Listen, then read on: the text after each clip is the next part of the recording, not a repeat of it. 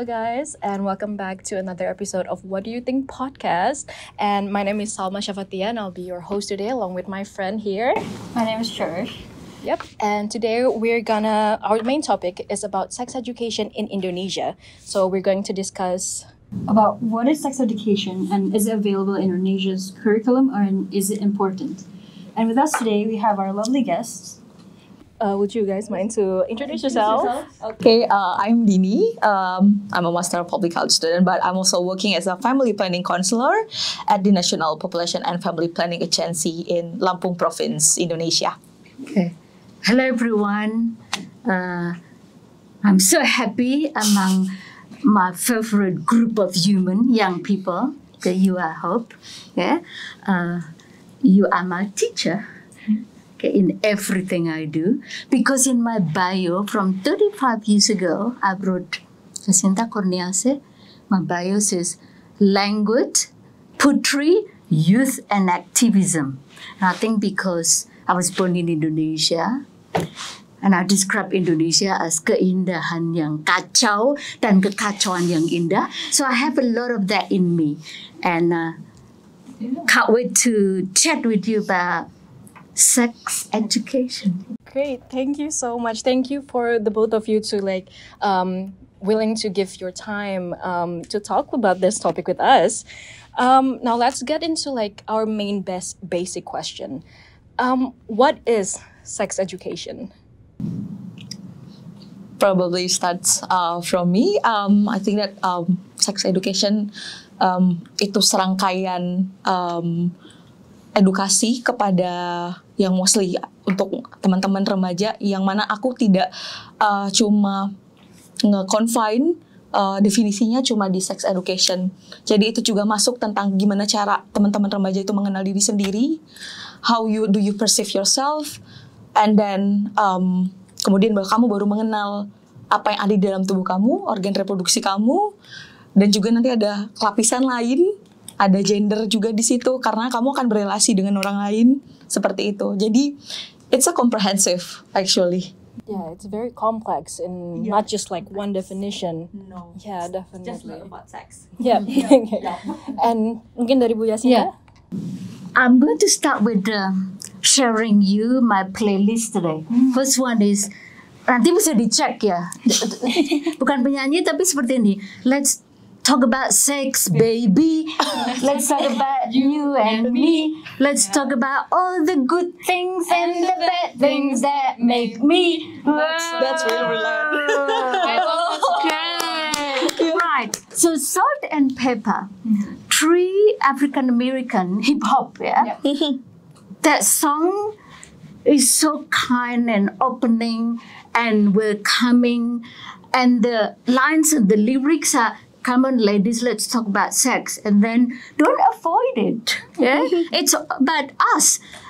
But it's music, entertainment. Yeah. So I think it's very important to think that music should be an important part of sex education, which later on I'm going to lead. Because Mbak Dini already mentioned the academic, the grassroots of definitions. Yeah. Next on my playlist is actually a song called I Love My Body. This Korean singer. Wasa. I love my body. That's my body. I love it. Yeah. The first one is English, very much English. Yeah. Natural. The second one, Korean and English. Yeah. In that lyrics, it's my body. And she talks about my toes, my butt, my everything. I love it, mirror and so on and so on. Yeah? And her, in terms of personality and her presence that should be a part of the young people campaigning, but reclaiming about that. Last but not least on my playlist. Because I think you get where I'm going. It's this. Kepala, pundak, lutut, kaki. Kepala, pundak, lutut, kaki. Daun, telinga, mata, hidung dan pipi, kepala, pundak. Yeah. So it covers all ages. It's about body part. We should start with this. We should start from early when we just sperm and egg. We need to use the actual language. So definitions of sex education is, I think in my opinion, is let's start with young people. Revolusi ya, untuk membahas definisi bahasa sekarang ini ya. Dimulai dengan definisi kita sendiri, dimulai dengan badan kita sendiri, kemudian kurikulum di sekolah itu harus tanggung jawab kita semua. Because school is the reflections of politics, media, young people, childcare, teacher, activists, and so on and so on. So I'm all over the place. But what I'm trying to say is sex education is the responsibility of every single of us, every one of us. Okay? I agree with that. So don't forget the playlist. Yeah. And it's interesting when you mention the kepala pundak lutut Yeah. kaki, because I've recently come across this one teacher. I want to say in the US, but I'm not quite sure. She sings to a very like young students, and then she mentioned like, these are my private parts, private parts, private parts. And I think it's very interesting how I think it's very interesting how like this is what school need to do, because they teaching young children in like the language that they like udah terbiasa dengan lagu, dengan ini, dengan kayak udah ini it's normal to talk about this, we should talk about this because it's important. So Songs are there. Songs for kids, songs for toddler, song for primary school, song for university, hip hop, rap. I'm BTS and everyone. Itu semua seharusnya materi untuk pendidikan ya. Benar. Nah, saya ingin kembali ke bahasa tadi ya. Selama ini di Indonesia menurut saya istilahnya itu atau konsep when we think about sex education, it's intimidating, it's punishing, it's mysterious. So I think it's been hijacked, if you like. Yeah, I think we should focus on the keywords. The keyword is sexual education, but not sex, and also the definitions of sex and sexuality tidak diberikan kepada orang yang kadang tidak tahu atau tidak punya keahlian apa itu, karena supaya kita berdasarkan ilmu pengetahuan ya istilahnya. Nah, kembali ke education. Kalau education berarti itu definisinya adalah a list of verbs ya. Tadi saya udah ngobrol ya. Jadi to inform, to equip, to fight, to motivate. Yang gitu dulu. Yang kebalikannya lawan katanya dari intimidating, menakutkan, mengerikan, misteri. Supaya itu sesuai dengan science kan? Karena itu kan education. Nah, saya mau keluar lagi. Satu hal juga, biasanya kita sering menyerahkan pendidikan yang sangat penting ini kepada sekolah. Benar. Saya pikir ini tanggung jawab semuanya. Nah, sekolah nanti kurikulumnya dipengaruhi oleh berbagai pihak dan berbagai kalangan ya istilahnya ya. But every one of us has power to insist that, this is education and sex is about us. Apa ya? Saya sudah riset kemarin itu tentang yang akademik atau yang tidak akademik. Jadi ada biologi, ada chemistry, ada fisiologi dan lain-lain. Jadi orang yang tahu sains itu yang harus didengarkan ya. Benar. Ya, untuk counter yang tadi yang istilahnya misteri atau dan lain-lain. Nah, kita mulai di rumah. Jadi kalau nyanyi-nyanyi dengan adik-adik kita, dengan ibu, dengan tetangga kan, kepala pundak lutut kaki itu berarti kan mencintai ya, mengenali aku tuh punya apa sih. Mulai dari sana kan, aku punya ini, kemudian kembali ke private atau consent ya, melangkah ke sana. And you do it in a very kind and happy. But I think we should always start with learning about ourselves, our body, kalau ya istilahnya dalam bahasa Indonesia itu kan bahasanya juga disamarkan kan, alat kelamin. Nah itu kita kita dobrak sebenarnya. Pakai dalam puisi saya menulis benar-benar kata vagina karena itu istilah kesehatan ya, atau istilah yang lainnya. Misalnya ya. Kalau Mbak Dini gimana? Kalau di tadi kamu mention soal lagu ini private parts. We actually have that in jadi aku kerjanya kebetulan di rural area di Lampung, namanya Kabupaten Waikanan, dan itu kita penyuluhnya juga kita bagian dari materi untuk kader-kader. Jadi kita punya kader di lapangan. Itu kita juga ngajarin lagu ini tubuhku gitu. Jadi itu juga diajarkan sebenarnya. Tapi most of that mungkin yang masih lack itu adalah kayak kita tidak benar-benar tahu esensi dari mengajarkan lagu itu apa. So just like mereka taunya itu lagu supaya untuk mencegah adanya kekerasan seksual. Tapi ini yang saya highlight tadi dari ibu dan bahasa itu, dengan kita tahu bahasa dan kita tahu tubuh kita tuh, we really know that we own ourselves. Karena masalah juga kebanyakan dari kita dari kecil ya. Terutama mungkin ya, I'm speaking as a woman, we don't really own ourselves, gitu. Jadi mungkin dengan mengajarkan bahasa kita tahu kita ada boundaries. Dengan saya tahu ini ada tubuh saya, ada bagian namanya vagina. Untuk mungkin laki-laki ada penis gitu. Dan personal ya. Benar. Kita mulai dari personal ya. Tahu haknya, tahu nama-namanya. Nah itu saya ingin bicara tentang method ya. Karena kan I'm wearing so many hats, tapi banyak ya. Akademisi, researcher, feminis. Saya juga jadi sekjen model UN conference yang tahun ini. Jadi itu di Victoria dari 2018. Topiknya tahun ini apa? Hentikan kekerasan seksual terhadap perempuan, terhadap kaum perempuan dan anak perempuan. Topiknya ya itu dari 2018 ya. Nah, jadi itu kemudian saya I'm a trained linguist. Nah, saya juga sadar bahwa saya lahir dalam masyarakat dan keluarga multibahasa. Jadi dalam keluarga saya dari kecil itu sudah diajarkan banyak sekali bahasa, kata-kata, and I'm fascinated by that. But more importantly, dari kecil saya sudah sadar bahwa bahasa itu milik aku pertama untuk mengenalkan diriku sendiri. Nah, diriku sendiri itu dimulai dari ini. Nah, yang banyak hilang dalam proses pendidikan karena tadi ketakutan, kamu nggak boleh nyengku nanti pregnancy karena tidak terbuka yang pertama. Yang kedua, itu seperti kita takut dengan proses yang ada dalam tubuh kita kan, dimulai dari sperma dan eggs misalnya, itu karena cinta, kemudian ada embrio, kemudian jadi bayi, kemudian jadi toddler, kemudian kalau dewasa ada puber, ada orgasme. Sekarang itu kan seharusnya masuk dalam bahasa sehari-hari kan. Lalu itu saya masukkan dalam tulisan-tulisan saya. Supaya satu lagi, seni harus dipakai untuk itu ya. Nah, bahasanya yang saya pakai bahasa semua yang bagian dari identitas saya. Dan dalam puisi, dalam tulisan saya apa saja istilahnya, pokoknya there is no line. I cross, I cruise, I crash. Karena untuk menyampaikan itu ya, karena untuk menyampaikan apa yang saya pikirkan. Saya beri contoh misalnya ya. Jadi ada puisi dalam bahasa Inggris, bahasa Indonesia. Ini temanya semuanya.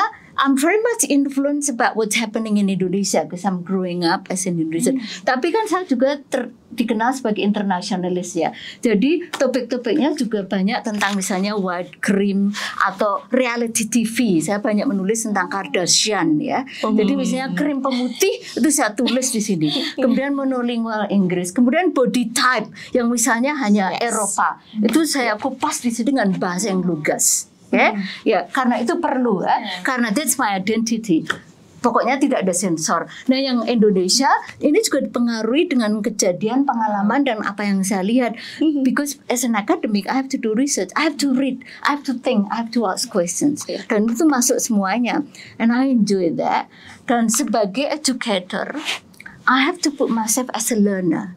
Nah, waktu dikasih tahu oleh Winston, topiknya ini, itulah, okay, I feel like I'm born again as a learner. Saya mulai dari awal. Karena kalau terlahir sebagai learner, kalau saya berangkat di kelas itu sebenarnya saya mengetahui apa concernnya murid-murid ya, concernnya murid. I want to know the language of my students and so on. So you continue, but I'm going to show you some example. Saya kasih contoh, misalnya yang tadi reaffirming atau claiming bahasa lewat puisi, tapi juga tentang sex education ya misalnya. Seperti ini. Aku, judulnya Aku. Nah ini Aku puisi terkenal itu kan Chairil Anwar ya. Konteksnya kan waktu itu kan penjajahan ya. Iya. Nah untuk saya, beliau itu guru saya, tapi saya kan harus jadi diri saya sendiri. Di era saya topiknya seperti ini. Aku lebih dari sekedar sebuah lubang yang kau tusuk dan tumpahi nafsu birahimu. Oh. Confronting. Yeah. Semuanya Bener-bener. exactly. Iya, karena I'm a learner, I'm a girl, I'm a mother. Once I was young, saya orang Jawa, saya orang Indonesia, saya tinggal di sini. Ada macam-macam proses yang harus saya pelajari. Saya mengajar bahasa Indonesia dan lain-lain. Dan banyak lagi bahasa Inggris juga seperti itu. Contoh yang lainnya apa? Yang lebih ini, oke. Ya satunya tentang puting-puting nanti kalau ada waktu ya, misalnya ini menjadi perempuan. Nah di sini sebenarnya menurut saya itu ada flesh and blood. Itu jangan diklaim orang lain hanya sebagai kiasan ya. Kalau kita bicara tentang pendidikan seks lewat bahasa, lewat puisi dan bahasa kita sendiri, itu harus di-tackle on point menurut saya. Menjadi perempuan adalah menjadi sebuah lubang untuk lalu lalang darah dan hamburan nafsu berbaur suka. Confronting, it has to be. Yeah. It has to be. Tapi ini kan kata kita semua orang Indonesia. Tapi kan ini nanti bisa dikupas masalah biologi, masalah menstruasi, masalah cinta, masalah lust. Kalau kita, if we have crush on someone, if we are ready for sexual relationship, if women and men, consent and everything, ya, ini hanya beberapa contoh dalam bahasa Indonesia. Gimana Mbak Dini? Nah, aku menarik satu kata untuk tadi dari apa yang Ibu sampaikan dan puisi itu soal autonomi. Gitu. Our autonomy. Kita seringkali tidak sadar kalau kita itu termasuk juga remaja ya, kita punya hak untuk bilang iya, untuk bilang tidak, gitu. Dan terkadang itu dinamika gender ya, gimana cara orang tua membesarkan anak perempuan dan anak laki-laki itu berbeda di rumah. Dan ini it's so relate dengan masculinity dan dengan femininity gitu. Jadi kalau dengan masculinity tadi, laki-laki didorong untuk jadi leader, untuk orang yang terlihat dengan menunjukkan sisi seksualitas mereka, menunjukkan las, laki-laki menunjukkan las itu sama dengan bisa dianalogikan dengan maskulin gitu. So nanti ini akan sangat relate dengan seks edukasi. Ketika perempuan bahas, let's say seks, bahas video porno, like mungkin ketika kita ngobrolin video porno omong perempuan, like laki-laki mungkin akan be like, do you even watch it? Yeah. Gitu. A lot of like men doesn't know that. Yeah, woman has lust too. Gitu. Jadi gini, semuanya bisa jadi bahan. Benar. Ketika kita bicara tentang sexual education ya. Iya. Tapi selalu kembali bahwa tujuannya itu kan empowering, survival. Benar. Supaya nanti sehat, supaya bisa menjaga diri, supaya tidak malu, supaya punya kepercayaan diri, supaya nanti bisa bilang iya atau enggak, supaya nanti tahu aku nanti siap jadi ibu atau tidak. Nah kalau yang laki-laki, haknya siapa yang memutuskan itu? Apa yang aku bisa bantu misalnya dari yang spiritual, yang culture, you name it. Setelah bisa antropologis, bisa politik, bisa semuanya masuk menurut saya ya. Jadi interdisipliner itu perlu sekali menurut saya. Nah, saya mau kembali ke bahasa yang karena it's my business and I mean it, ya. Jadi sekarang kita bongkar ya. Kalau sex education itu fokusnya ke education. Benar. Nah kalau education yang muda-muda sekarang dengan fasilitas, dengan kreativitas berarti dibuat yang empowering, yang kind, yang open, yang warming, materinya untuk semuanya terlibat, encouraging. Nah, yang berikutnya kata tabu. No. Oke, saya tulis ya. Definisi, what is definition of taboo? A social or religious custom prohibiting or restricting a particular practice or forbidding association with a particular person, place, or thing. Many taboos have developed around physical exposure. Kita harus terbuka tentang sejarah lahirnya kata ini. Benar. Menurut saya, and I'll be very frank, we have to get rid of this vocabulary when it comes to sexual education. Ya, karena kayak istilahnya apa? Prohibition and restriction. Benar. Dasarnya apa? Not Benar. science, it's the opposite of education. Nah, sekarang kita kampanyekan ini, tabu mungkin harus disingkirkan, diganti dengan ya yang ahli linguistik, yang puisi yang lainnya, tapi jangan pakai ini karena biasanya ini dipakai orang-orang yang sebenarnya tidak berpengalaman, tidak mengalami sendiri, tidak punya riset dan lain-lain untuk menghentikan kegiatan yang disebut pendidikan tadi. So, benar. no, tabu nggak boleh.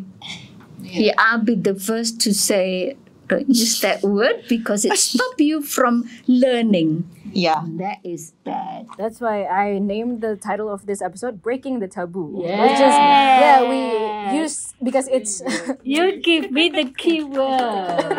it's like it's like because taboo is very like Indonesian use that a lot. When we talk about this, right? So it's like we need to move on past that, and I think this is one of the example. We need to talk about it, and it's like normalized. It's really okay to talk about it. Like we have to be like more open about it. Yeah, exactly. Maybe learning it from like a very young age as well. Yeah, and that's the next part actually because we talked about a lot about like it is important. We all agree that it is important. It is very crucial for every children to learn from it. Mungkin dari Kak Bu Yasinta sama Kak Bu Yasin sama Kak Dini. Kak Yasinta, Bu Dini. That's okay too. Sex education di kurikulum Indonesia yang sudah ditetapkan. Tadi kan Kak Dini bilang dari BKKBN suka how to say like mengintroduce sex education to like dari pelosokan-pelosokan gitu kan. Kalau misalnya dari kurikulum Indonesia sendiri, do you know any sex education that we implemented in our schools? Jadi yang aku tahu ada dua pendekatan ya untuk sex education itu, ada comprehensive sexual education sama non abstinence. Nah, untuk kurikulumnya itu sendiri itu sebenarnya tidak dalam bentuk kurikulum, tapi kita kalau dari BKKBN, I'm speaking my business after ibu, jadi the business ya. Jadi kalau misalnya dari BKKBN kita ada program untuk remaja dari umur 10 tahun itu start dari 10 tahun itu ada namanya program pusat informasi konseling remaja, but sadly it's not rooted to ya itu tidak masuk di dalam pendidikan dan sebenarnya itu basisnya peer, jadi peer counseling. Jadi teman-teman yang sebaya itu jadi konselornya gitu, karena kita tahu kita berangkat dari teman-teman remaja tidak akan mau terbuka dengan orang yang lebih tua, dengan orang we all know aku sudah lewat karena umur saya sudah tidak remaja. Jadi itu kita punya itu pusat informasi konseling remaja, kita juga punya modulnya, modul tentang kita untuk kita belajar tentang kita tadi balik lagi dengan yang Ibu Yasinta bilang, kita mengenal diri kita, sampai nanti juga ngobrolin sebenarnya banyak dan itu disesuaikan dengan kelompok umur. Nah, masalahnya untuk di kurikulum sendiri itu belum ada kita sama sekali, dan yang saya tahu itu yang aku tahu itu tuh dari Rutgers Setara. Iya benar, Setara. Nah, dan sebenarnya kenapa itu kita belum bisa sampai advokasinya ke arah situ? Banyak layernya. Iya, jadi politik, benar, ekonomi, agama, budaya. Bahkan untuk menyamakan persepsi tentang gimana kita perceiving sexual education itu, it's still a lot of homeworks. Even kayak aku, karena I'm speaking from persepsi dari family planning counselor, itu kita nggak sama memandang seksual edukasi ini.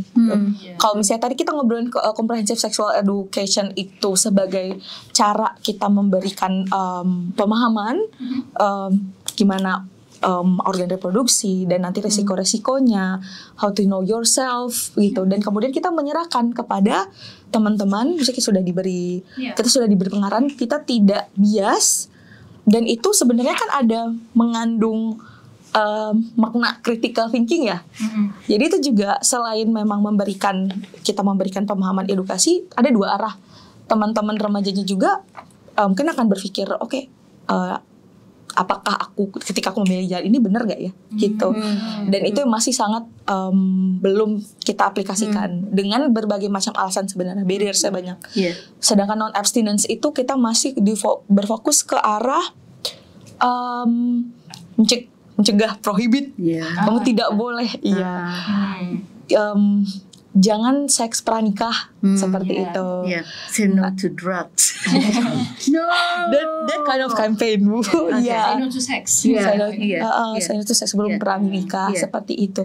Tanpa kita benar-benar memberitahu. Ibaratnya kita ngasih tahu tidak boleh seks pranikah ya. Tapi kan sebenarnya ketika kita remaja kita bertanya ya Bu ya. Kita boleh ya memang ya we know. Tapi kenapa? Dan pemikiran kenapa dan rasionalisasi itu harus lahir dari teman-teman sendiri. Gitu. Aku mau masuk ke sini. Oke. Ya, karena saya dasarnya provokator ya. Saya suka. Jadi gini.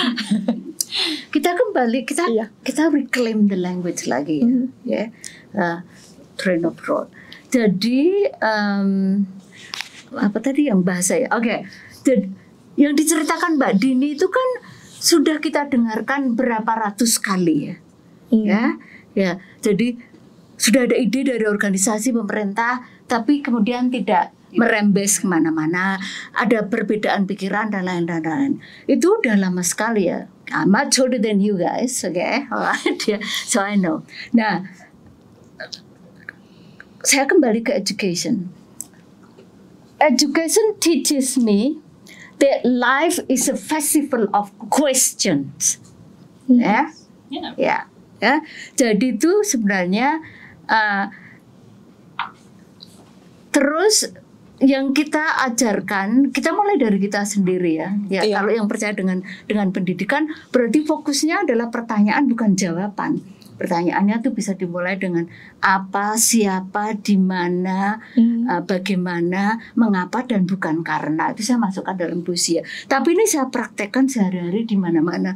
Nah, kita semua bisa mulai menurut saya revolusi kecil-kecil ya. Di lingkungan kita sendiri, untuk kita sendiri, karena kalau tidak akan tadi balik lagi ke itu ya, kemudian akan diserahkan ke sekolah, maju mundur ya, meskipun topiknya kita berangkat dari sana. Let's think of new things, let's keep asking questions, apa yang bisa kita lakukan yang sekecil-kecilnya menurut saya.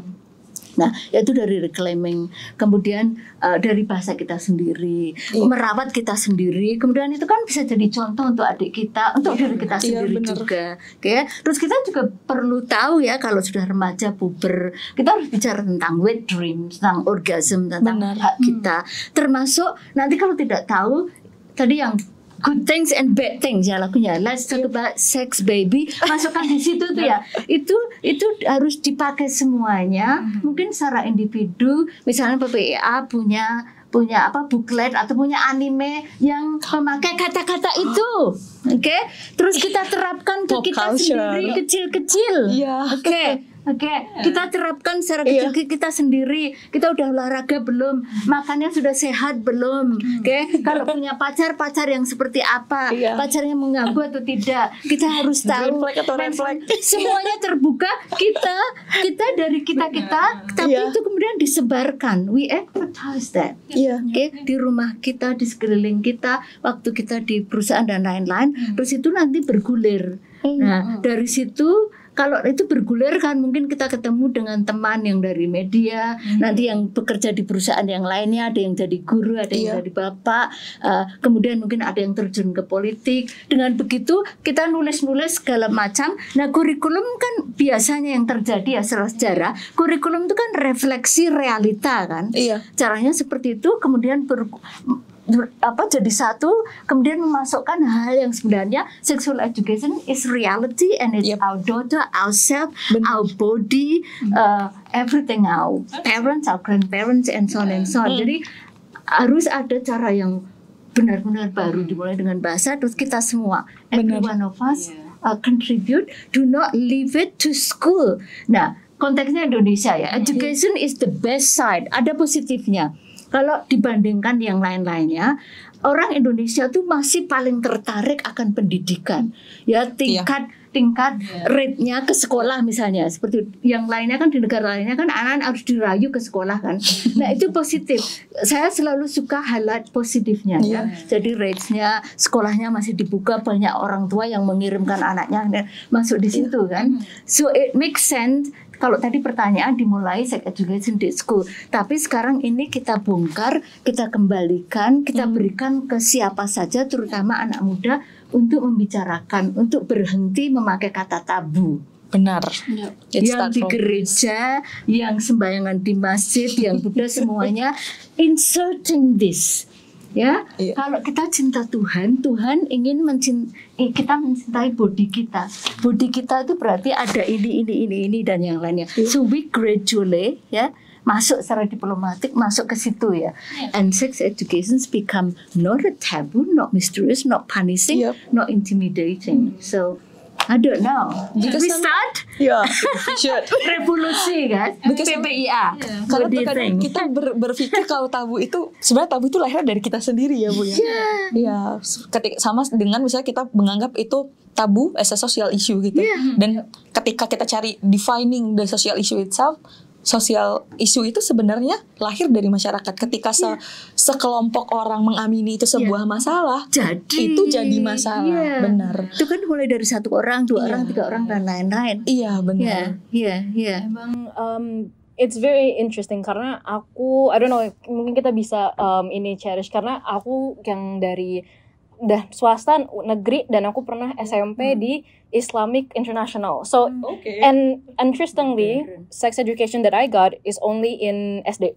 That yang kayak pernah ditunjukin, this is like what a vagina looks like. This is what a penis looks like. Selama SMP pernah diajarin cuman kayak jangan gini ya, jangan gitu ya. Tapi gitu beda-beda dan baru aku sampai Australia ini dan aku ketemuan dengan orang yang kayak bukan dari Indonesia. And then she has to explain to me like, "Oh, do you not learn this at school?" And I'm like, "No, really." Like, unfortunately no, but like jadi aneh gitu. Kalau kamu Cherish gimana? We don't really like got a education on sex education, which is really concerning as well. But we just talked about like on the biology part, but we're not like talking about like what a penis looks like or like how do you actually like get to know the body, which is I feel like exactly. I feel like us like maybe like coming to college or like have people in the high schools. I feel like they would want to know more about it, so we would like have a knowledge when we like grow up or anything. So it's just very sad. But actually, that's not really the meaning of sexual education. It's just only like biology, a part of subject in school. Like if you asking me, I'm not considered as a sexual education actually. It's a biology. It's a biology. You don't put meaning on it. Nah, justru karena ini, kembali ke itu ya. Life is a festival of questions. Jadi kita selalu bertanya. Yang sudah ada itu apa sih? Mata pelajaran itu misinya apa sih? Yang ini kenapa kita begitu? Nah, saya bersikeras bahwa sebenarnya kita bongkar betul-betul ya persepsi negatif, ketakutan akan sexual education. Terserah deh, kita lemparkan dulu. PPA bisa usul bahwa kita rubah mungkin judulnya, karena ini tentang it's our well-being. Ini adalah quality individu, ini adalah quality nation, ini kualitas negara Indonesia, kualitas dunia, kualitas semuanya. Jadi mendudukkannya menurut saya, reframe it if you like. ya, Iya. karena sudah ada di sana sini kemudian akan berhenti karena dengan alasan tabu atau mistik atau yang lainnya ya. Iya. Jadi dirubah total. I think we need to absolutely change with the terminology or apa, terus dimasukkan as if biology something separate, Yeah. chemistry. I have chemistry. Iya. Okay. Nah, kayak gini kan, Iya. chemistry itu bisa jadi bahan loh ya. Wah, menarik. It's our approach. Chemistry as in sexual chemistry or chemistry as in awesome in class laboratoriums yang lain. Masukkan di situ ada fisikanya, ada antropologinya, ada sejarahnya, etik dan lain-lain. So interdisciplinary itu semuanya penting untuk tadi yang sekarang kita sebut sebagai pendidikan seksual. Benar. Ya. Benar. Semuanya penting. Ekonomi. Kalau misalnya pregnancy ya atau penyakit kelamin itu kan merugikan kesehatan yang asuransi generasi yang berikutnya. You name it. Iya, Ya. benar. Di mana-mana menurut saya. So we have to be brave enough to say, let's reclaim the language. This is actually about everything, our well-being, and young people have the most important role to play. We just support you guys. So probably we could start dengan ketika ngobrolin seks, we don't put it as a jokes. Karena itu penting banget. Ketika kita udah masuk ke jokes ya Bu ya, pasti kayak dan malu-malu, giggling itu bukan shaming. benar. No. Dan sometimes yang membuat aku khawatir adalah ketika kadang itu dilontarkan oleh I'm not saying this karena tapi mostly leaders. mohon maaf yang laki-laki ketika itu dilontarkan oleh laki-laki terhadap perempuan mereka merasa mereka punya kuasa untuk melakukan lebih daripada itu dan ketika perempuan penerimaannya ketawa malu kita malu ya kita kita tidak nyaman sebenarnya tapi we cannot say karena kita itu tadi kita belum benar-benar ngerasa punya kuasa atas diri kita gitu dan ketika itu nanti ini udah oke nih gitu nanti akan bisa memunculkan potensi untuk kekerasan seksual. Bagus. Nah ini tadi juga kan risetnya PPIA kan so you mentioned about gender bias terima kasih Dini, Kak Yasin, aku mengucapkan terima kasih kamu menyebut itu. Itu sangat relevan gendernya ya. Nah itu juga karena salah satu pertanyaannya kan melibatkan semuanya kan laki-laki perempuan atau yang genderless ya. Kalau kita mengikuti perkembangan gender neutral ini untuk semuanya. Jadi harus dibuat nyaman kepada semuanya juga ya. Nah kalau nanti terbuka kan berarti laki-laki juga tahu bahwa it's not comfortable for me for you to make jokes about this, but let's be open about it. Okay? Sebenarnya kita masuk ke dalam ranah yang kita ingin apa ini topiknya ya yang sakit, yang kesehatan, yang misalnya kalau menstruasi itu seperti ini prosesnya, kalau ada pregnancy, kalau memang tidak bisa haruskah seorang perempuan hamil misalnya itu kan jadi masuk di situ resiko yang dihadapi kalau tidak ada support finance dan lain-lain. So basically everything. Nah salah satu puisi ini tentang gender karena konteksnya Indonesia ya. By the way, ini aku perempuan dan kata-kata ini diterbitkan oleh Jurnal Perempuan, pengantarnya oleh Mas Rocky Gerung. Silakan dicari saudara-saudara. Ini salah satu yang disoroti oleh Mas Rocky itu gini, ada punya dengan laki-laki. Judulnya Dicari penyair laki-laki bernyali yang berhenti menipu kata-kata dan bersedia mengabarkan apa yang dilakukan oleh kaumnya dengan apa adanya. Confronting, tersinggung, silahkan harus. But this is my method. Karena saya punya platform, jadi saya harus memikirkan apa yang sedang terjadi, apa yang hilang dalam proses diskusi. Dan kaum saya kan juga penyair, banyak juga, I love all of them, laki-laki. Tapi kayaknya ini jarang ditulis. Nah, ini tugas saya. So I tap into my business bisnisnya Mbak Dini adalah sudah jelas ya. My business is language. So I keep writing, I use this. Kalau saya selain itu, because I'm obsessed with language, being Indonesian. Jadi saya juga mengajari juga kepercayaan diri dalam arti ini. Puisi saya pendek-pendek, pakai kata-kata yang singkat, ya misalnya aku. Nah, di situ itu ada reclaiming, ada kepercayaan diri. If you want to teach language, if you want to advocate Indonesians for foreign learners, bilang aku, a, k, u. Tapi di situ ada rasanya. Di situ itu aku tuh intimate daripada saya.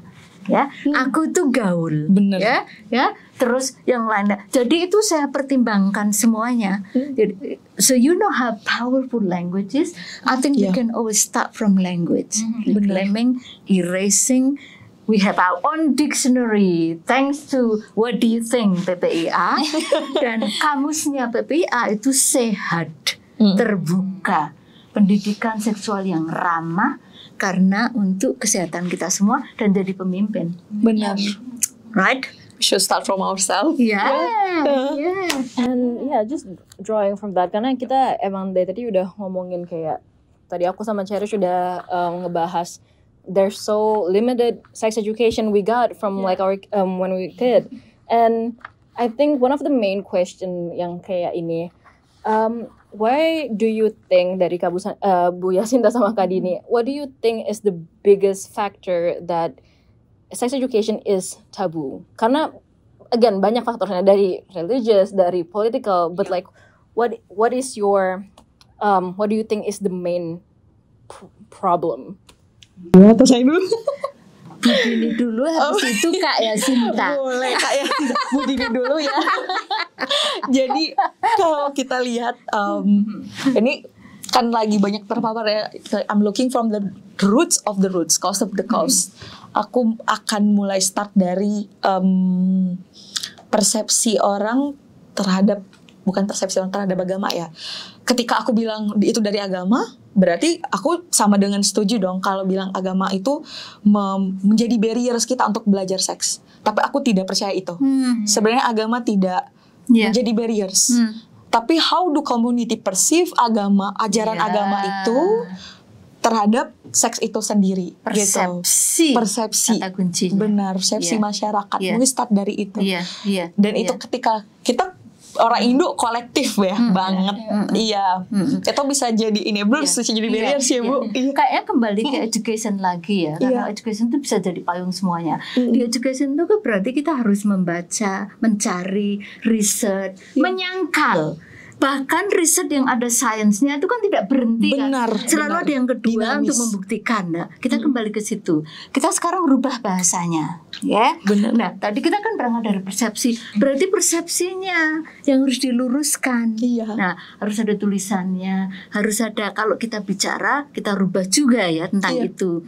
Terus mungkin praktisnya, misalnya yang terlibat atau yang ikut agama, itu kan kita bisa masuk di sana ya, bahan-bahan komunikasinya, diskusinya, ada sesi tentang itu kan. Persepsi kan bisa dari 1 orang menjadi 2, 3, kemudian menjadi 300 juta kan. Nah terus kita balik lagi kan, berarti kan 300 juta, 299 juta, terus mundur sedikit, kemudian ada gerakan, ada movement gitu kan, yang nyata menurut saya. Karena persepsi itu kan tidak nyata kan. Kita udah mengidentifikasi loh. Bagus ya. We will start with the questions. Apa ya? Oh, persepsi. Berarti dari sana. Dan jadi education. Mungkin kita harus kembali membaca sejarah. Ya, sejarahnya kok dulu kata seperti itu ya. Sejarahnya kok ada persepsi manusia tentang agama itu dari mana ya. Nah, kan kekelnya dari sana kan. Supaya itu tidak betul. Persepsi kan juga berubah. Ya, benar. Ya kan? Ya. Oh, sejarahnya ada fakta-faktanya. Jadi kita terus menggunakan education sebagai platform untuk mencari pertamanya, tapi juga dalam prosesnya nanti akan mendapatkan ide-ide kecil-kecil di sana sini yang bisa menjawab pertanyaan kita tentang termasuk misalnya konteksnya Indonesia, kita sering bicara tentang apa? Metodenya ya, bahannya ya, deliverynya ya. Nah, anime, fun, games, flashcard, puisi. Di rumah game juga ada, di gereja, di kuil, di mana-mana yang nggak punya agama. Semuanya menurut saya. Ya, kalau ada satu organisasi aja yang sudah berani menyuarakan itu ya dengan kata kuncinya pasti bisa bergulir menurut saya. Itu persepsi loh ya. Persepsi itu tidak nyata loh ya. Coba cari definisinya persepsi dan dinamis. Exactly, human evolve. Karena again, kalau misalnya ngomongin cuman kayak because it's religion is very like apa ya, it's not everyone view religion in a very different way. Apalagi kayak religion and culture, it's very like interconnected. So kultur Islami Indonesia atau like religion Indonesia campur kultur, mungkin mereka itu gara-gara kayak seks. No. Betul. Itu. I think it's lazy. I think it's lazy. It's too lazy, too confident just to say that. Nah, karena kita mengalami sendiri keberagaman itu kan nggak bisa diganggu-gugat di Indonesia. Jadi keberagaman itu sebenarnya memberi kita skill untuk banyak membaca lah. Membaca orang itu keahlian manusia Indonesia nomor 1. Jarang kita bicarakan. Ya, membaca orang. Ya, saya sudah nulis artikel tentang itu. Mengapa? Kita biasa berdesak-desakan, ya Jakarta dan yang lainnya. Tapi ya begitulah. Ada sekelompok minoritas yang hijack kemudian klaim itu karena agama, itu karena tabu keunian. Jangan dibiarkan itu karena kebiasaan kita keluarga besar, kita jarang sekali posisinya secara individu ya. Itu banyak kalian yang sudah kita miliki. Jadi kita sebenarnya tuh pintar membaca orang. Berarti pintar membaca itu kelompoknya seperti itu masih punya persepsi. Akan aku datangi, aku buat game. Tapi sebenarnya intinya tentang kesehatan bayi. Sebenarnya intinya tentang kalau kontrasepsi itu gini supaya nggak malu ya. Aku sama grup orang sana ya, aku baca dulu. Itu gini aku pakai bahasa ini. Itu yang saya maksud dengan reading skill of manusia Indonesia. Jadi kita cari dulu apa yang plusnya kita, kemudian deliverynya, materinya, Terus, tapi kita juga harus nyari partner yang sesuai sepikiran dengan kita ya, dengan pelan-pelan gitu. Saya. Itu teknik advokasi banget itu. Ini Budi ini ahlinya. Kak Yasinta terkesan sekali. It's also like very important about with the partners as well. And bringing with the religion, I feel like because people have different beliefs as well, so it's like very controversial in talking about it. But on that topic, I guess, is education in Indonesia focused more on prevention or like avoidance? Do you think from? Kind of both, kind of both. Kind of in the middle. Why? Because there's no clarity. Because people hide in taboo. Because people still believe in the perception forced by other people. That it's mysterious, it's intimidating. Harus berani. We need to sit and say, clarity is number one priority. Okay? Nah, kalau tadi masalahnya apa? Ayo kita bahasakan. Sebenarnya enggak kok. Ada contoh-contohnya. Misalnya praktis by specific religions atau kan saya kembali ke ormas-ormas. Agama di Indonesia tuh risetnya juga sudah banyak yang menghasilkan tadi ya survival, social connection, growth dan lain-lain. We tap into that. Masuk di situ. Okay? Terus itu nanti menghasilkan clarity nomor 1 yang kecil. Kita praktek, ini ada buktinya kan? Nah, no more perception, Terus lagi. Jadi clarity is everything. Benar. Just get to the point. I'm Japanese woman, everyone, but I speak my mind. I say what I mean. Nah, ini kan persepsi orang Jawa katanya, tanya itu politikus di Australia di mana-mana. Do you know Yasinta? Absolutely. Who is she? Poet, Secretary General of UN in Indonesian language. She writes poetry about everything. Tidak ada yang, because it's important to be someone who actually show an example. It's very important to have clarity. Itu penting untuk Benar. sexual education. Tadi pertanyaannya bagus ya kan, sepertinya kan masih merinding gini atau gimana. Let's be clear. What are we talking about? List number 1, list number 2, list number 3. Say it. Go for the jugular. Get to the point. Iya. Ya. Nama body partnya apa? Tujuannya apa? Benar. Untuk apa? Kalau umur sebegini nanti bentuknya seperti apa? Benar. Have fun. Anime, you guys are brilliant in using technology. Pakai AI if you want, ya, ya semuanya bisa kan. But it's about us guys. Yeah. It's us our body, ourselves. Ya, to you go. Berapi-api ya, kantor. Gimana, Kak Dini? Kalau menurut Kak Dini, jadi kalau dari kita juga itu di tengah sebenarnya, karena tadi bagus banget Ibu bilang clarity, karena kita memang belum ada yang ibaratnya ini kan karena masih kita dianggap ini pendidikan seks ini gray area gitu, jadi mau Gray kita area. bilang Grey is beautiful and intelligent, guys. Grey kan? Grey. Iya, itu bahasa Yeah, lagi ya. beautiful, tapi ya kan? in the context of sex edukasi ini tidak ada yang benar-benar berat Jelas. ke CSI. Makanya juga tadi yang kalau nggak salah aku tuh program dari Setara itu juga masih di sekitar Lombok ya. Iya, Girls kan iya. Terus tidak ada yang benar-benar bisa berani ke kalau mau avoidance juga. Sebagian masyarakat kita tuh sebenarnya sudah teredukasi ke arah situ. Kita udah sadar kalau ini penting gitu. Tapi mau dianggap ke CSI juga, Comprehensive Sexual Education juga, ya I'm speaking on behalf of mungkin dari government, kita juga tidak bisa terlalu ke arah sana karena masih BKKBN sendiri kan kita tidak berdiri sendiri ya. Ketika kita ngomong ini tadi multi layer nih, ya dan kita juga Ada melibatkan banyak. kuncinya politik. Benar. Just say it. Benar, politik. Jadi politik yang ada antara kita di BKKBN juga dengan berbagai macam stakeholder itu in trouble. Karena ada masih ada beberapa pada stakeholder Indonesia. yang tidak mendukung atas apa yang kita sedang lakukan. Jadi kita mencoba ada di tengah gitu. Jadi misalnya kita tidak akan avoid don't do sex ya something like that. Kita we're not gonna say that, but kita akan ngedukasi teman-teman, tapi ya itu tadi tetap akan ada bahasa yang tidak clarity. Itu memang masih jadi barriers sejujurnya. Saya nanggepin ini ya, ini bagus sekali. Seperti yang saya katakan tadi ya. Jadi di Indonesia dengan masalahnya tadi sudah diidentifikasi dengan pertanyaan.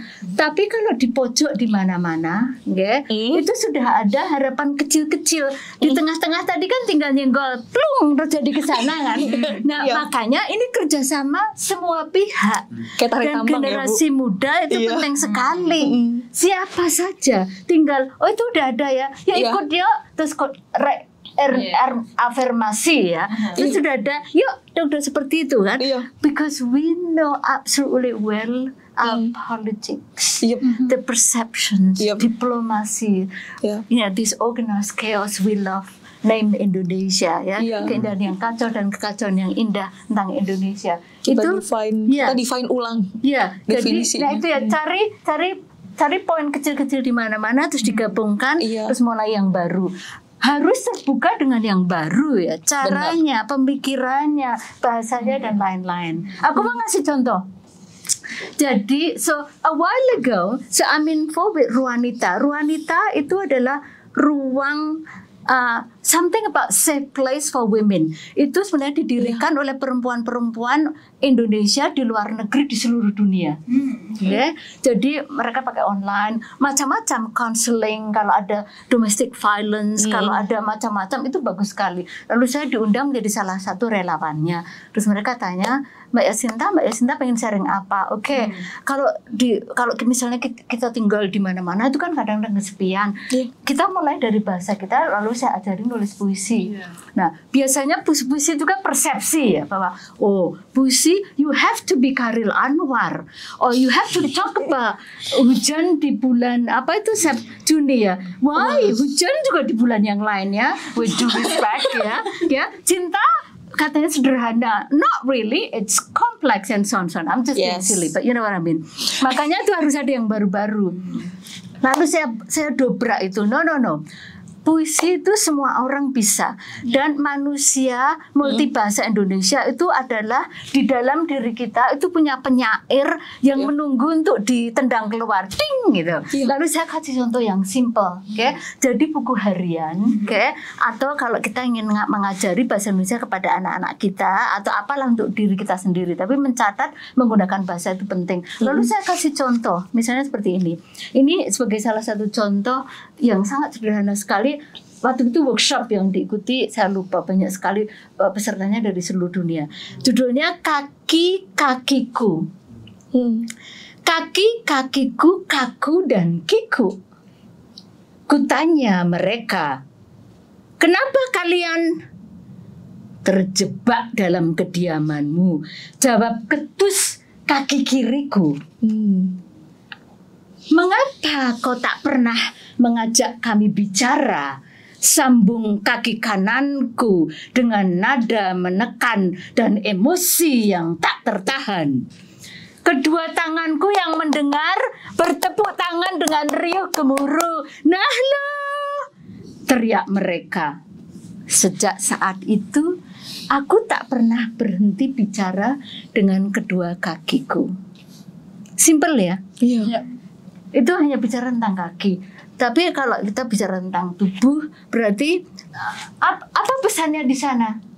Ya olahraga jalan kaki. Kamu pernah nggak bicara tentang kaki kiri kaki kanan? Nah di puisi itu, ini hanya salah satu contoh. Yang lainnya sederhana sekali, itu tentang jari, tentang hidung, tentang pipi. Saya tulis semuanya sedang saya terbitkan. Itu saya ingin memberi contoh bahwa sebagai manusia Indonesia banyak sekali bahan, peluang, metode yang bisa dipakai untuk ini apa coba? Ngajari bahasa, ngajari percaya diri, ngajari pendidikan seks, ngajari tentang badan. Saya juga nulis tentang rahim, tentang bayi, tentang darah dan semuanya. Jadi jangan putus asa, bahannya banyak. Cuman kita harus tadi bertanya metodenya apa, yang belum kita lakukan apa, yang kita punya apa. So this is just an example. So I'm giving several of my books as a present for the, what do you think, PPIers? Thank you. Nah ini bagian dari clarity. Karena saya ngomong diberi pertanyaan, pasti kan ada yang nyambung, ada yang enggak. Kalau ada tulisannya kan berarti ada bukti nyatanya. So it's been published, I think it's been reviewed. Saya sedang menulis lagi, so hopefully my little contributions about what we call sexual education. Reclaiming it. Thank you so much. That was It was very powerful. Like I feel like from like a simple message, I feel like you bring out like so many. Very encouraging. Very encouraging as well for like young students, especially like who are like, interested in poetry. With that, also like what topics should be like included in sex education that can be like both effective for, and accepted by the people. Okay. Let's talk about strategy, I think, because we know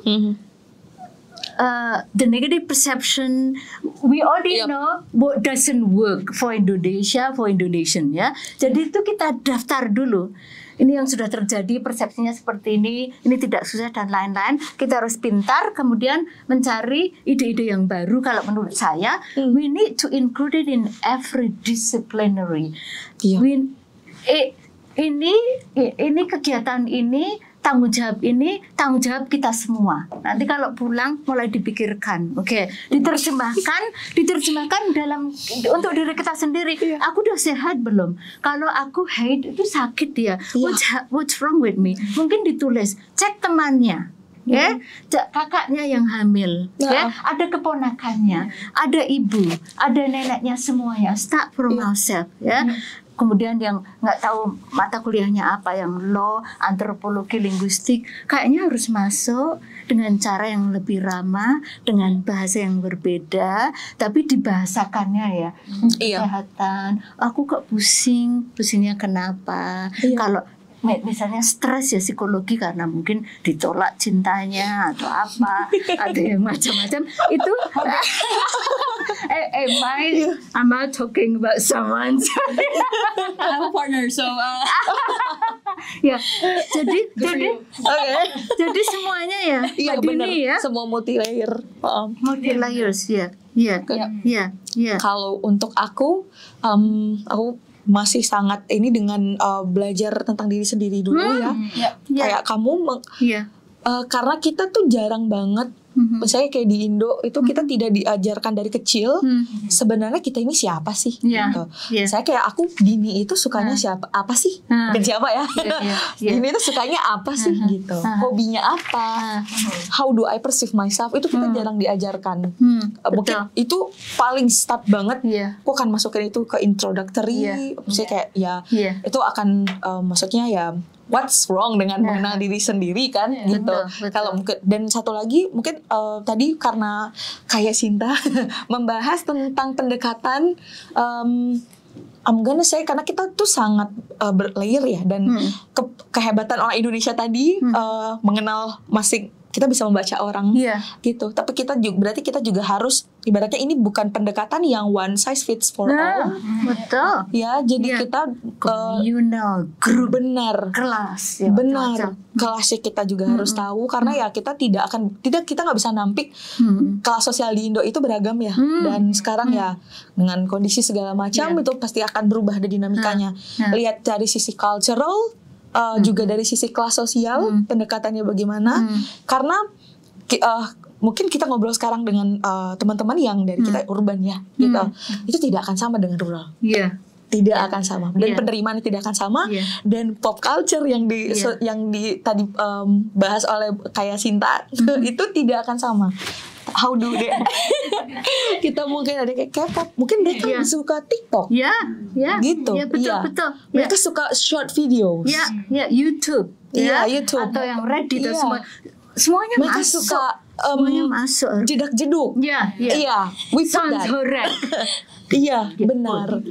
I love my body. Let's talk about sex, baby.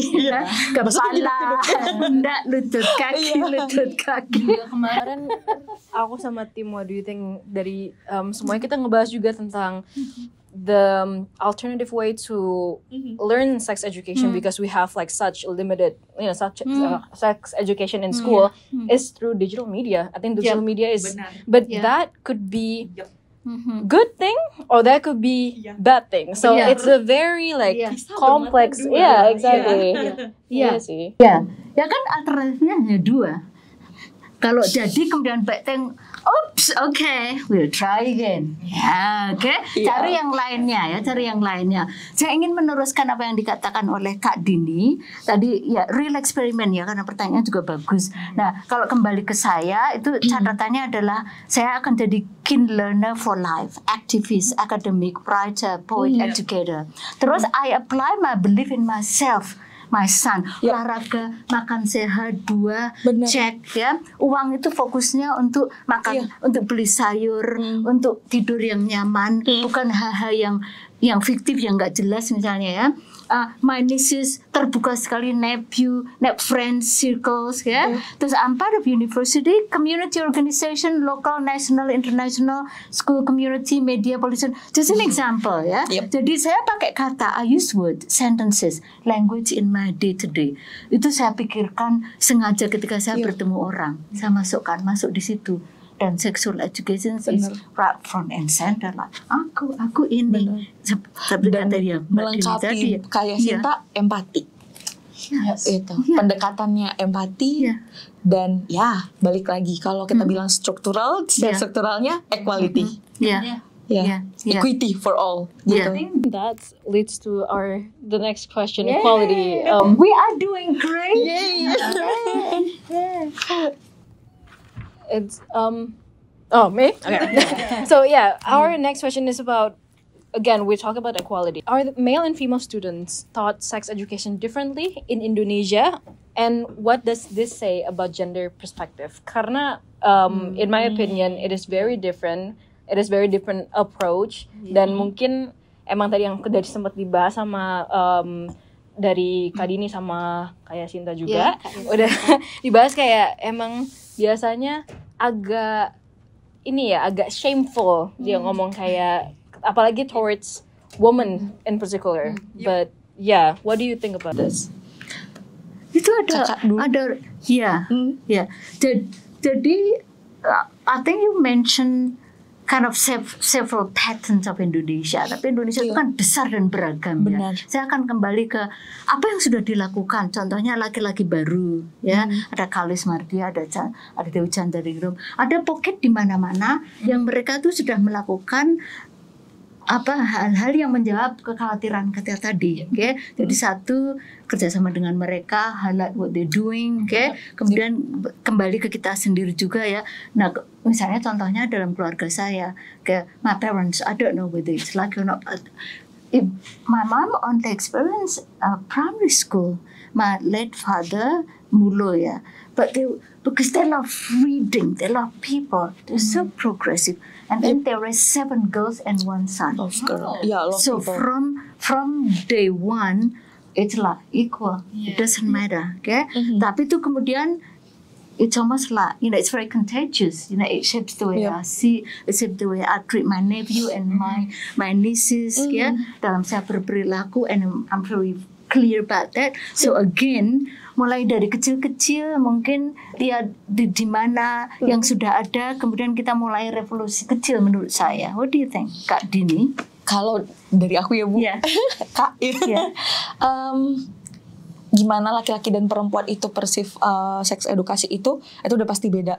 Dan terkadang itu, dan menurutku faktor banyaknya tuh dari gimana komunitas memperlakukan dan melihat itu. Misalnya kalau kita bahas tadi, like I said before, kalau misalnya ada pandangan yang bilang ketika seks itu encouraging untuk laki-laki. Ketika kita bahas itu, mereka dianggap manly, gitu. Dan ketika itu dibahas oleh perempuan, tidak boleh, tidak sopan, gitu. Kita nggak boleh, dan itu tidak mau menunjukkan norma perempuan seperti itu. Dan itu sedikit tidaknya ngaruh terhadap sex education, di mana itu bisa jadi jalan buat nutup perempuan untuk bisa mendapatkan akses seks edukasi yang komprehensif, di mana sebenarnya both of these sexes itu mereka craving untuk cari tahu, mereka tuh bener-bener mau tahu, mau belajar, gitu. Tapi pandangan ini itu yang nantinya bisa jadi barriers. Jadi misalnya kayak dan itu sebenarnya barriers itu bukan cuma bilang laki-laki akan gampang dong untuk dapat seks edukasi, not necessarily, karena mereka akan cari dari platform lain yang salah, which is porn, gitu. Gimana nanti mereka dapatkan info dari itu, mereka akan mendapatkan persepsi salah tentang perempuan. Tubuh perempuan, power mereka terhadap perempuan, konsen itu salah semua. Kalau dari porn, dan itu tidak akan misalnya kalau laki-laki akan lebih gampang ya dapat, tidak menuju ke arah yang benar. And so like about like women's body, I guess, as well. What do we think about like the main factors in contributing on teenage pregnancies? Because there's been like a lot of going on. And I think there's like one story from like a kid that's like 15 years old di Lombok, Bali. Yeah, she got married. Viral. Yeah, lagi viral. And then I think the man is younger than her as well. So like, it's very. Where do we start? I think it's everything that we've been talking about. Ignorant, not enough information, respect, understanding, consent. Right of women's girl, information about reproduction, woman body, everything. Ya itu yang sembunyi-sembunyi itu berarti kan itu yang menakut-nakuti itu kan, itu berarti yang misterius kan, kemudian tidak terbuka kan, sad ya, yang jadi korbannya pasti yang perempuan nanti kalau hamil kemudian jadi anaknya. Perempuan, benar. kalau pandanganku ini kompleks ya, kompleks banget. Pasti. Ini kayak sarang udah lebih dari sarang laba-laba. Jadi kalau misalnya ngomongin konteks itu, aku akan lebih lihat dari perspektif berarti itu pemerataannya ya. Karena menurutku teenage pregnancy tidak necessarily kita bilang wah sama semua, enggak. Ada perempuan dan laki-laki yang terkungkung dalam cultural yang mendukung mereka untuk local cultural yang mendukung mereka untuk bisa ibaratnya untuk melakukan perkawinan dini gitu. My name. Dan itu kan kita ngomongin soal struktural ya, power apa yang ada di dalam lingkungan mereka. Gitu. Kalau misalnya konteksnya memang cultural, mungkin ya pendekatannya berbeda lagi. Ada yang konteksnya poverty, ada yang konteksnya itu mungkin ketika udah menengah ke atas dan urban, itu soal self konsep diri lagi. Perempuan ini gimana mereka ini kita ngomongnya lebih ke perempuan ya Bu, karena memang ibaratnya yang mengandung kita. Kalau yang nanti ibaratnya juga yang menikah juga ya. Ada beberapa hal itu yang ketika kita menikah muda yang lebih rugi akan lebih rugi perempuan seperti itu. Terus aku akan aku lebih ke segmented. Kalau misalnya dari perempuan ada yang, dan satu lagi isu yang tidak bisa kita lupakan, fatherless. Jadi ketika juga nanti perempuan lahir di suatu keluarga, not necessarily sebenarnya itu bisa di break. Tapi ketika mereka tidak punya role, father bukan berarti misalnya ya kalau ayahnya masih hidup, tapi perannya tidak ada, tetap tidak akan dapat. Jadi mereka melihat misalnya nih berpacaran nih, kita tidak memungkiri udah puber, biasa rata-rata pacaran, terus apa yang mereka tidak dapatkan itu mereka tidak punya gambaran dong gitu. Orang yang sayang Bu, orang yang sayang dengan aku itu sebenarnya orang yang gimana sih gitu. Mereka tidak punya, atau kalau misalnya lahir dari keluarga yang bapaknya ada, mungkin peran yang dikasih itu keras. That's familiarity. Itu yang mereka cari. Perempuan yang perempuan cari dari luar, mungkin mereka tidak dapat itu. I will do anything for that, including mungkin perilaku seks yang beresiko. Gitu. Yang disebut di teorinya ya, gitu ya. Great job. Ini kita kalau ngomong tentang Indonesia yang kita cintai itu layers ya, beragam. 300 juta kompleks dari Sabang sampai Merauke. Ini bukan klise loh ya. Statistik orangnya, pandangannya, keluarga, tadi disebut contoh-contohnya ya. Tapi itu juga jangan dijadikan sebuah kendala untuk tidak bertanya ya, untuk tidak gimana sih coba yang kecil-kecil. Saya ingin mengcounter tadi yang tentang sosial media sebagai tools ya. Karena tadi ya, life is impossible questions. Pertanyaannya, apa yang kita lakukan dengan sosial media yang jadi platform yang selama ini orang selalu enggan karena hanya untuk yang negatif saja. So we have to get in.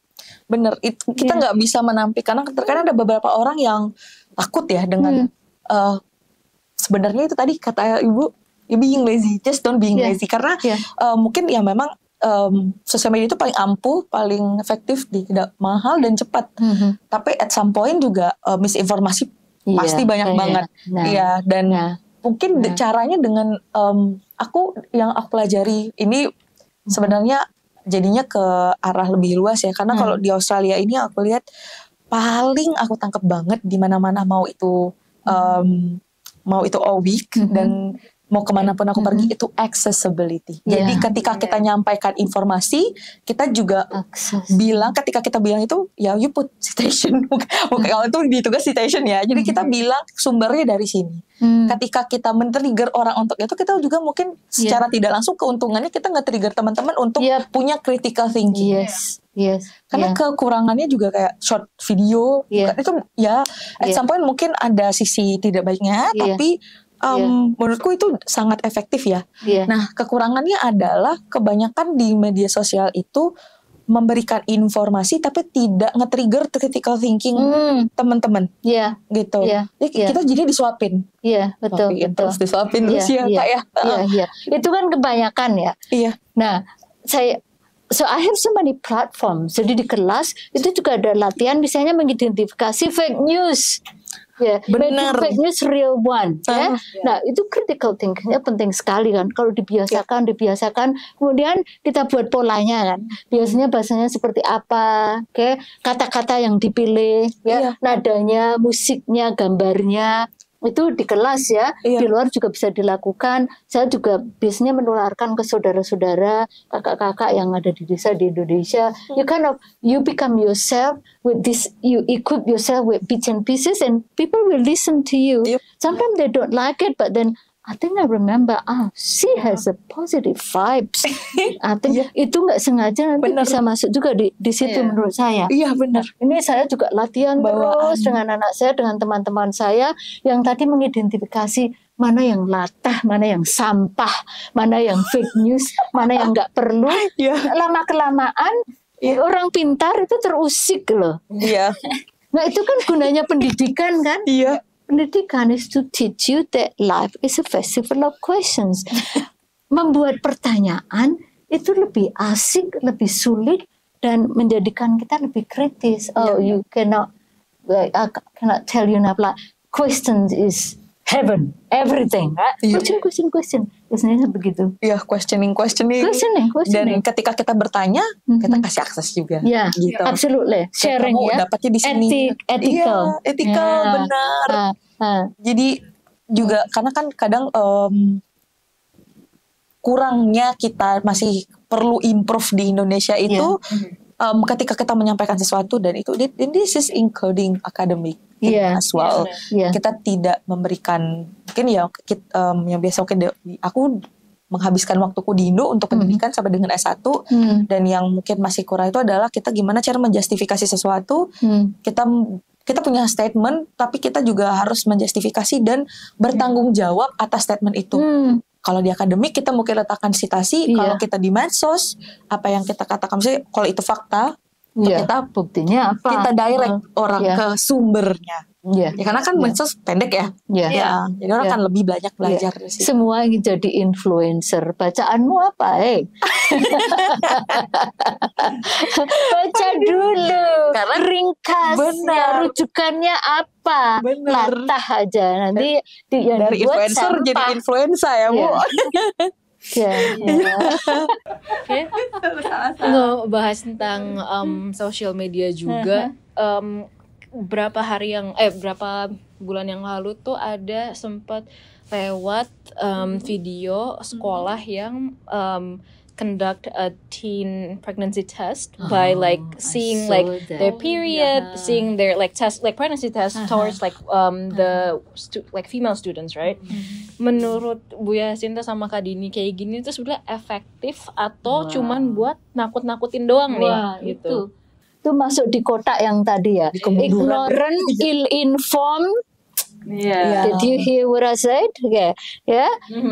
Itu punishment, intimidation, itu nggak betul. I'll get to the point ya, nggak betul, tidak betul. Gunanya apa itu? Tidak ada gunanya, itu mengganggu kelancaran masa depan Indonesia. No. Yang melihat itu harus masuk, kemudian membetulkan, harus merespon. Menurut saya, nggak bisa, tidak boleh. Tapi juga kita harus bertanya barangkali. Pertanyaannya adalah, kualifikasinya, informasinya dari mana, sistemnya apa yang dipakai di situ, mengapa terjadi seperti itu, dari masyarakatnya, dari keluarganya, layers again. Menurut saya. Kalau dari aku sendiri. Kalau tadi kata Bu Yasinta kita harus clear ya Bu, itu ngelanggar hak asasi. Benar. Ya itu kayak beratnya itu like attacking yourself as a woman, karena kan tes kehamilan ya. Iya. Itu benar ngelanggar dan maupun itu sekolah, aku tidak membenarkan. tidak itu salah banget dan tidak ada dasarnya dan tidak ada dasar hukumnya. Jadi terus kita harus kampanye. Tadi kan kembali ke reclaiming body kita ya, mencintai, mengenali, memaafkan dan lain-lain. Yang kedua consent. Benar, consent itu dari bayi. Benar banget. Itu diajarkan dari waktu anak saya mulai ngomong consent karena dia lagi consent sayang, consent. Nggak boleh orang pegang kamu juga kalau ketemu yang lain consent sampai sekarang itu sampai di drill. Ya kalau udah pinter kemudian dijelaskan ini artinya apa, resikonya apa, harus masuk di wacana kita, jangan diserahkan hanya di sekolah tuh. Itu harus di mana-mana. Bahkan dimulai dari rumah menurut saya. Karena terkadang institusi juga ya kita kalau bukan membela pun tidak, tapi mostly mereka nggak mengerti. Mereka they do that because they ignorant dan tidak mengerti. Ya, karena mereka ignoran, mungkin tidak teredukasi, tidak mencari informasi, gitu. Jadinya melakukan hal itu. Atau juga kalau kita pakai perspektif yang lain ya, mereka benar-benar power relation. Mereka ngerasa kalau di sekolah ngerasa punya power dan ya kadang ada beberapa institusi yang masih melakukan pemeriksaan keperawanan. Kayak gitu. That kind of things. So for that, I actually wrote I got 2 finger salute. Pernah dengar? Do you remember guys? Waktu itu dibongkar di luar. Jadi ini di Indonesia harus kita akui juga. Ada yang pernah namanya tes keperawanan, ya kan? Itu biasanya dilakukan untuk sekolah-sekolah elit atau anak-anak perempuan yang ingin masuk di Taruna atau jadi istrinya Taruna. Ya kan? Nah itu tes keperawanan caranya gimana? Itu memasukkan 2 jari. Nah saya terlibat kampanye waktu itu. Sekarang memasukkan 2 jari hanya untuk perempuan. Is this by another person atau? Nah itu karena itu rahasia. Kak, itu rahasia. Nah itu yang perlu dibongkar. Itu ada kebijakan seperti itu dan ada beberapa kasus yang benar-benar terjadi. Nah, it's gender based violence. Itu terserah itu sexual assault itu. Assault. So, aku nulis ini namanya 2 finger salute 36 ya. Karena waktu itu kasusnya diketemukan memang di lingkaran sekolah-sekolah elit atau militer. Karena katanya itu untuk morality ya. Kalau sudah tidak perawan. Nah, itu kan juga pengetahuan kan. Keperawanan itu apa? Itu harus dibicarakan, harus ada definisinya. Kita harus mengundang ahli untuk menjelaskan. Ada Hyman dan lain-lain. Nah itu harus masuk di kurikulum dan itu benar-benar terjadi. Waktu saya kerjasama dengan Dewi Chandranero dan aktivis feminis perempuan di Indonesia karena supaya tidak menjadi rahasia, kita kan harus terbuka. Kita bicarakan, ada seminar, ada protes, kemudian itu dimuat di media internasional. I'm sorry we have to do it. Tapi kemudian terus mereka dengan terbuka mengatakan itu sudah tidak dilakukan. Remember that So I wrote this like 2 finger salute. I'm giving 2 finger salute to those generals for their 2 finger test of morality. Those pharaoh generals. Where did they learn to indulge the preserve anarchy called military? With these words, I'm declaring war against those fingers and the owners. Saya pakai ini menyinggung, tersinggung, tapi saya juga sebenarnya ini untuk menanggapi waktu itu kabar-kabar di dunia internasional itu jelek sekali. Nah kadang-kadang saya punya peran banyak kan, because I need clarification. Kalau itu memang tidak dilakukan, ini kan harus terbuka. Berarti harus dihentikan. Kalau itu hanya gosip saja mengalir, kadang-kadang begitu. Kemudian ada segmen media internasional yang hanya mengambil apanya itu kemudian digulirkan. So I'm kind of seeing my role as local, national, international. That's why I'm writing in Japanese, Indonesian, and English. And this is one of them. Jadi kalau ada seminar, mereka memakai ini sebagai pemanasan. Because words matter, language matters. Benar. ya, Yeah. ya kan? Nah itu kembali ke contohnya tadi itu salah, itu melanggar Salah, itu udah, consent, iya. itu melanggar hak asasi. Itu udah gender based manusia. violence. Kita, Sexual assault. kita punya keponakan anak, nanti kalau punya anak dari bayi kita ajari yang pertama consent. Benar. Your body is yours and yours only. Benar. I think relating to that, like teen pregnancy yang tes gitu-gitu. Kalau di Indonesia sendiri, does Indonesian school curriculum actually provide education about abortion, about a safety way to do like prevention of teen pregnancy and abortion, including because mereka diajarin nggak sih ini tuh sebetulnya boleh nggak, atau langsung udah kayak nggak boleh nih abortion because of like the stigma around it, like the perspective around it. So Saya tahu kebanyakan itu nggak boleh ya. Jadi kebanyakan dianggap sebagai sebuah kegelapan. Tapi ada 1-2 organisasi sekolah yang progresif yang sebenarnya memasukkan itu. Nah itu yang masih sedikit menurut saya. Agus itu very important. Negeri enggak. Sependek yang saya tahu enggak. Dan untuk aborsi sendiri, ya kita sebenarnya sih aku nggak bilang udah maju, nggak bilang juga mundur, karena kalau pembandingnya dengan negara-negara di Asia Tenggara, setahu aku untuk di Filipina tidak boleh sama sekali. Kalau kita masih diperbolehkan untuk konteks korban kekerasan seksual sama kesehatan. Kesehatan ini dalam artian ketika kehamilan itu dilanjutkan, itu akan mengancam jiwa perempuan. Beresiko ya. Iya, tapi ketika this is about perception. Kalau di Australia kita kan kalau di Australia ini kalau nggak salah aku tuh umur 19 tahun ya. Kalau nggak salah itu perempuan udah punya konsen tanpa harus bilang ke orang tua kalau dia mau abortion. Gitu. Dan ngomongin aborsi dia kayak di negara kita dengan mungkin konteks Australia, misalkan di Australia ya, itu mereka udah di titik di mana aku punya choice, aku tidak bisa melanjutkan kehamilan ini. Aku tidak menginginkan kehamilan ini gitu. Dan kadang kalau kita ngomongin juga konteks ingin atau tidak ingin ya, ya kalau itu tadi konteks ke remaja ya rata-rata mungkin tidak mau melanjutkan sebenarnya. Dan dalam konteks juga aku singgung sedikit ya kalau untuk yang sudah menikah dan hubungan rumah tangga, bahkan at some point ketika perempuan juga hamil, itu mereka tidak sepenuhnya karena mereka mau sendiri, tapi mereka tidak mau mengakui. Jadi ketika aku ambil konteks aku di lapangan ya, dan teman-teman aku juga ketika ditanya, ibu anakku udah 12 gitu, it happens. Suami dan istri tidak benar-benar bekerja, ibunya tidak bekerja, ibunya udah konteks ini. Kalau kita pendekatannya ke perempuan, kita kualitatif ya, cerita storytelling. Ibunya cerita ke kaderku, salah satu kaderku, dan bilang udah capek, sebenarnya capek banget gitu. Aku udah nggak sanggup, tapi nggak bisa, bapak nggak bolehin.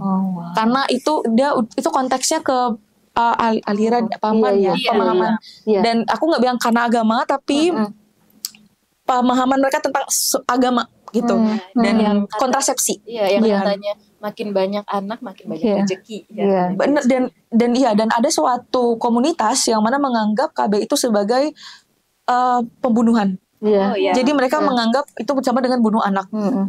Ya, kita tidak bisa ini karena memang ada layer lagi, intersectionality, perempuannya mungkin tidak teredukasi, poverty, itu memang literally, memang benar hidup poverty, dan ada fotonya aku sih ada deh. Tapi ya itu tadi ibunya curhat tidak mau, tapi tidak bisa. Dan ketika ditanya, ibu mau nggak sih anak ini sebenarnya gitu, ibu sebenarnya hamil ini kemauan saya gimana ya, mbak, anak kan nggak boleh ditolak ya mbak, ada itu masih ada konteks itu. Itu sebenarnya kan kalau kita tilik lagi, sebenarnya nggak mau ya, perempuannya nggak mau, udah nggak mau lagi, dan mereka menganggap tidak menginginkan anak itu sebagai dosa. Coba impactnya ke anak-anaknya yang benar itu ya. Akses anak-anak sekarang yang media sosial, terus pertanyaan tentang self ya, kemudian yang macam-macam kan udah berbeda dengan generasi orang tua ya. Bayangkan, jadi itu kan seperti ini kan, belum itu keselamatan ibunya. Benar, keselamatan. So hopefully it's an extreme case. Seingat saya tuh umurnya tuh 30 ya Bu. Udah anaknya 12.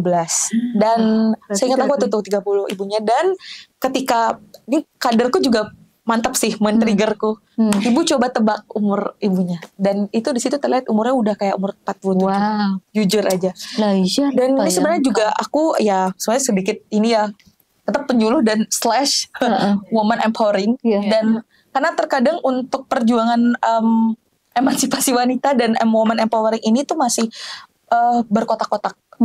Ada di titik kita mungkin ya kita privilege woman. Iya, Kita harus mengakui kita udah bisa kayak teredukasi ini, kita ngerti ini salah ini benar. Tapi tuh at some point tuh masih banyak perempuan yang disadvantage, mereka nggak tahu itu salah. Dan ibaratnya ya kalau bahasa kita nggak boleh tone deaf. Iya. We know that is a fact. Ada konteks orang yang mengalami itu, dan dengan privilege kita how can we save this woman gitu. Wow. Really sad. I'm so sorry. It's dark. Again, it's reality. It's reality. It's reality. To make the podcast, we have to talk about this. But yeah. I have a poem for that though. For us to think. Namanya Ibu Bumi. Nah, ini juga terinspirasi dari cerita-cerita aktivis seperti Kak Dini dan teman-teman yang lainnya yang ya menceritakan kasus ini ya. Terus saya mendengarkannya. Ini saya pakai waktu itu untuk kampanye Ruanita juga ya. Judulnya seperti ini. Ibu Bumi memberiku rahim, dan tak seorang pun berhak menjadi hakim. Tugasku membela semua keturunan Ibu Bumi. Anakku, anakmu, anak mereka, anak kita semua, anak-anak keturunan Ibu Bumi. Ya, semacam refleksi seperti itu. Tahu privilege. Saya punya platform apa? Saya mendengarkan rekan-rekan yang pekerjaannya seperti ini, pasti juga ada konflik personal dan lain-lain, dan kadang-kadang kita harus hati-hati ya. Seberapa kita bisa masuk. Saya punya kata-kata, saya punya tulisan, saya bisa terbitkan. So, language matter. Kata-kata membawa kekuatan, if you like, dan untuk kampanye. So, itu yang saya maksud tadi. Anak itu tanggung jawab kita semua. I'm responsible for all of your well-being, guys. I mean it, and that's why I'm fond of youth. Nggak bisa kan dipisah-pisahkan ya, kamu dari desa mana seperti itu. So everything like that, we have this Indonesian elements, the brilliant one in us, I think. Ya, akumulasi, kemudian bisa jadi satu dan membawa kecerahan sedikit kecil menurut saya, ya dari sana. So there you go. I have every poem for everything. Yeah, it's very interesting insight as well. But we're coming to the end of the podcast, which is really sad. We have one more question. What are like the gaps that can be addressed with like our current capabilities with like, I guess, digital media, with like it can bring like a negative light and then like a positive. Begitu banyak layer ya untuk this problem. Untuk kapabilitas kita antara selain kita, I think one of the ways we have to talk about it. What other things that we can do as like someone yang dari kita, dari mahasiswa atau dari kakak yang dari kerja di pemerintah, dari Bu Yasinta. What is the things that we can do to address this problem? You've already done this brilliant. So it's going to come out. Keywords nanti kan dipasang kan, disebarkan. Dikabarkan. Ya. Terus nanti kita sebarkan ya. Terus jangan lupa kita masing-masing. So hopefully you've already changed me. Like this very minute. I think you should too. Ya. Setelah ini kita cek lagi. Am I loving myself? Am I looking after? Do I nutrition this and that, yang pacar, yang adik, keponakan mulai lebih sadar, terus itu menolak yang kata tabu tadi sedikit demi sedikit, So if you part of church, if you part of whatever, do what the result of our discussion today in a more real way, ini sudah jadi impact yang besar menurut saya. Bener. Dan kalau dari aku sendiri, mulai dari teman-teman sukanya apa, interestnya apa. Ada yang mungkin ya interestnya nulis jurnal gitu misalnya. mulai dari situ boleh. Yeah. Atau ada yang senangnya aku suka medsos. Aku mulai dari situ. Tapi ya tadi dengan beberapa catatan dan itu kita tidak menyebarkan yang salah ya gitu. Suka apa lagi? Misalnya suka campaign, ada yang aktivis. Kamu mungkin jadi bisa jadi advocator. Banyak sebenarnya. Iya, karena gender dan seks edukasi itu supaya bisa masuk ke segala aspek. Iya, jadi mungkin mulai dari apa yang kamu suka. Karena kalau kamu gak suka misalnya kayak dipaksakan untuk harus banget nih, tidak ada yang benar-benar bisa maksudnya kayak define atau kayak harus banget di start dari ini. Kalau memang itu mulai start dari diri kita, ya kita start dari apa yang kita suka. Gitu. The very fact that you choose this topic and invited us, it's a big leap. Right? Okay. This is real work. This is verb, ya kata kerja. Benar. Ya, jadi manusia Indonesia itu daftar kata kerja. Jangan mau jadi kata benda, karena kata benda udah berhenti nggak mau berbagi. Jangan suka kata sifat karena itu judgmental. Well, I'm a modern trend linguist. So be a list of verbs, an active guy, not passive. Mau belajar imbuhan, ber. Wow, that's big. Wait for my book. That's really changing my perception about language. Language is not just language, just a language. When there's nothing left, korupsi segala macam, what do you guys have? Language in you. Orang Indonesia itu secara linguistik paling kaya. Benar. You don't know that. Go back and explore and develop. Okay, dialek Makassar, yang bahasa Melayu, yang ada Hokkien-nya, yang Sunda, yang Jawa, so rich. Nah, in terms of education, it means a lot loh. Berarti problem solvingnya banyak. We see different things, which is very rare. It's important in education. That means we have a way to ask questions in, 6, 12 different ways. So don't forget about that. We've already got that in us. We just need to unleash them. And the first thing is to use the language. To love my body. And learn how to be a storyteller. Yes! And your own story. Don't let other people tell your story. Right? Oh my God. I'm so empowered. Lutut kaki, kepala.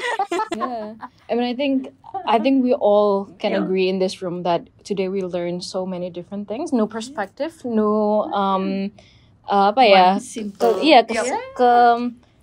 knowledge about sex education and what is available, what is not available, what can we improve. Where do we start? As a woman, as a Indonesian, as like as just a human being, male partner. Exactly. Members, and I think I just want to say the biggest thank you for both Kak Dini sama Bu Yasinta yang udah memberikan such important insight dan poetry yang sangat-sangat benar. We should cross with Let's talk about sex, baby. Let's talk about you and me. Let's talk about all the good things and the bad things. That's me. Now, I think we should change me to us. Right?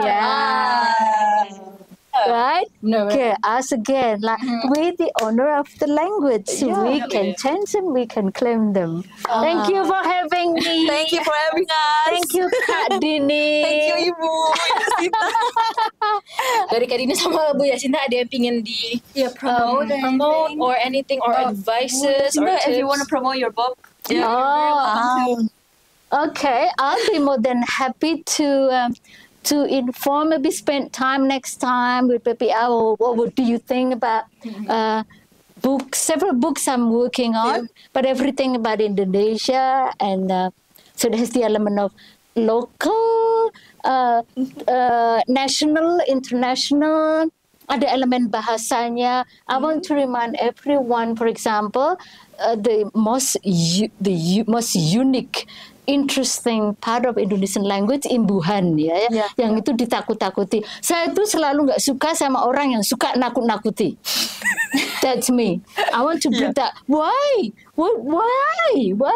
Jadi I'm writing a good fun, funky puisi tentang imbuhan dalam bahasa Indonesia. So watch this space.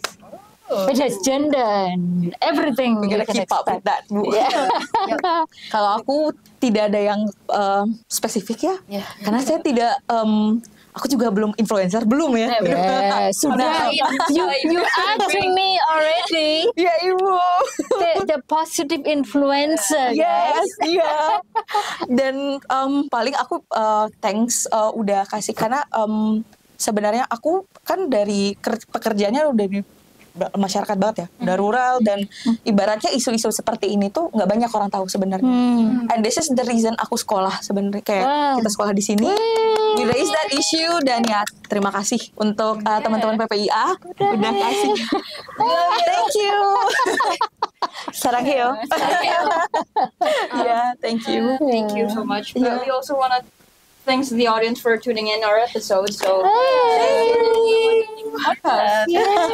Thank you so much. Bye. Thank you guys. Thank you. That was a Yeah.